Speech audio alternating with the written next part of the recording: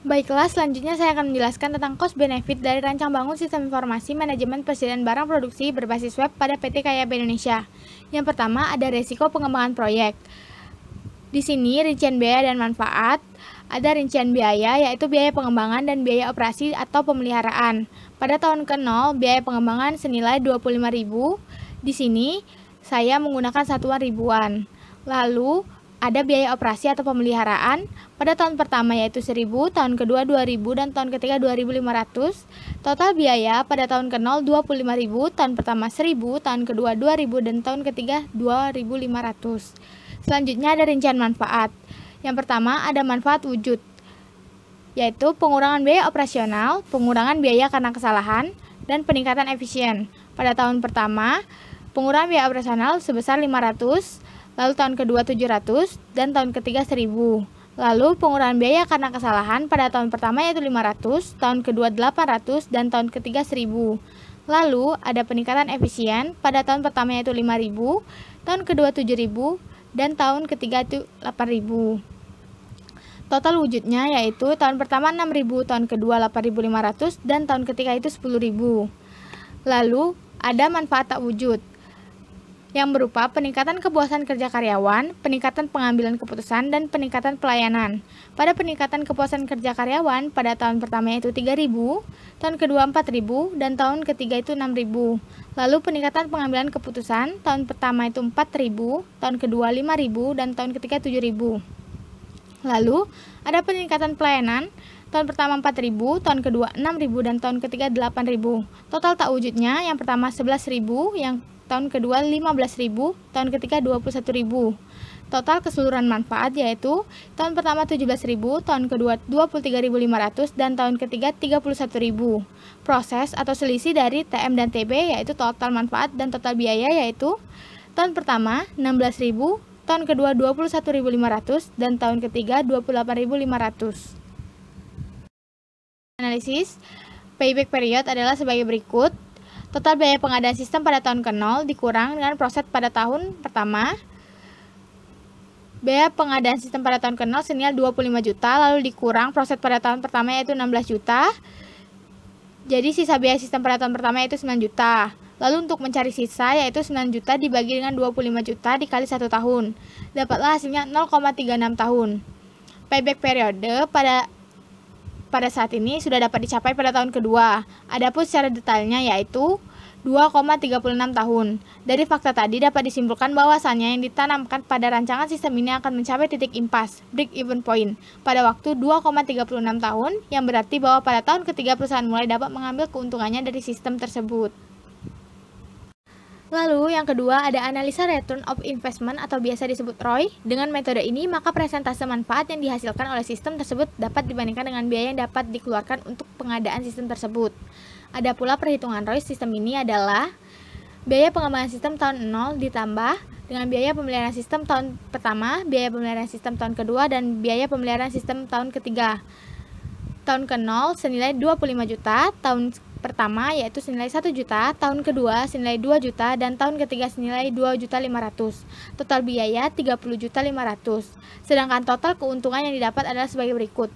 Total manfaat pada tahun pertama senilai 17 juta, total manfaat pada tahun kedua senilai 23.500.000, dan total manfaat pada tahun ketiga yaitu 31 juta. Total manfaat yaitu 71.500.000. Rumusan ROI adalah ROI sama dengan total manfaat dikurang total biaya, lalu dibagi total biaya dan dikali 100%. Untuk sistem yang saya angkat yaitu hasil ROI-nya berkisaran 134,4%. Artinya sistem ini akan memberikan keuntungan pada tahun ketiga sebesar 134,4% dari biaya pengembangannya, sehingga sistem ini layak digunakan. Selanjutnya yang ketiga adalah analisa Net Present Value atau NPV. Perhitungan analisa NPV sebagai berikut. NPV sama dengan minus nilai proyek ditambah selisih 1 dibagi 1 plus I persen pangkat 1 ditambah selisih kedua dibagi 1 plus I persen pangkat 2 dan seterusnya, atau sampai selisih ke N. Apabila diaplikasikan pada penerapan sistem yang baru, ini maka perhitungan nilainya dengan tingkat bunga diskonto 15% per tahun, maka NPF sama dengan min 25 juta ditambah 16 juta dibagi 1 plus 0,15 pangkat 1, lalu ditambah 21.500.000 dibagi 1 plus 0,15 pangkat 2, ditambah 28.500.000 dibagi 1 plus 0,15 pangkat 3. Hasil NPF-nya adalah 48.515,69,825.